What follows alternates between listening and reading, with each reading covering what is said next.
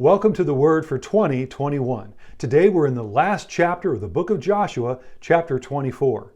Joshua is 110 years of age. He gathers all the people together one last time to give them one more message. He says that the Lord has given him a message to tell the people. He first goes over the history of all that God has done for the people. Then he challenges them to do four things. In verses 14 and 15, he challenges them to make a choice. Then, in verses 16 to 22, he says, make a commitment. In verse 23, make it real. And then, verses 25 and 27, make a marker. Let's talk about those four challenges. First, he says, make a choice. Choose who you are going to serve. Now, God will always give people a choice. God will never force anyone to do anything. Instead, He gives us invitations. He invites us to join Him, to follow Him. In Deuteronomy chapter 30, God said, "See, I have set before you life and prosperity, death or destruction, blessings or cursings." Then God says, "Now choose life." God gave the people a choice. In this chapter, Joshua, in verse 15, tells the people, "If serving God seems undesirable to you, then choose for yourselves this day who you will serve." He gave them a choice. Elijah did the exact same thing in 1 Kings chapter 18. On Mount Carmel, he got all the people together, and then he asked them the question, "How long will you waver between two opinions?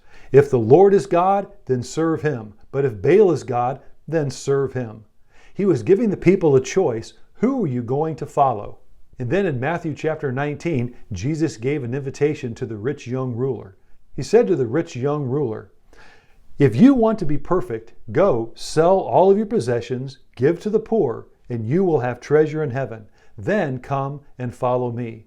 Unfortunately, the rich young ruler, he had great wealth, and so he simply walked away. But Jesus gave him a choice. The second challenge that Joshua gave to the people was for them to make a commitment. Now, he was telling them that a commitment is more than just a verbal declaration. There are consequences. So therefore, whatever decision you make, you need to think it through. You need to weigh the cost. Salvation is free, but it cost Jesus his very life. Salvation is free to us, but following Jesus will cost us. And so here in this chapter, Joshua is encouraging the people, don't just say that you're going to follow, but think it through, that are you really committed to following God all the way? And then Joshua said, now, if you're really committed, then make it real. Get rid of all the idols that are among you. In other words, get rid of that which is wrong, that which does not belong in your life. This is exactly the same thing that the people did in Acts chapter 19. There in Ephesus, after they came to the Lord and they confessed their sins, it says in verse 19 that a number who had practiced sorcery brought their scrolls together and they burned them publicly.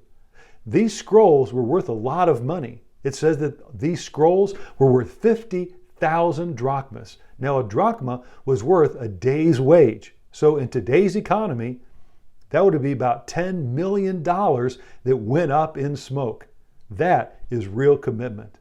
And then finally, back to Joshua, he said, let's make a marker. He brought a large stone and he said, this stone will be a marker.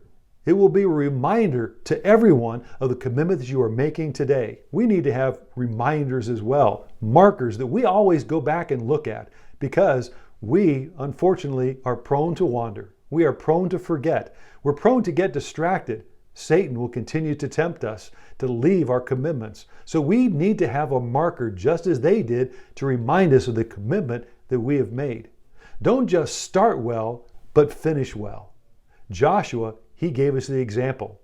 He said before all the people, make your choice, but as for me and my house, we will serve the Lord.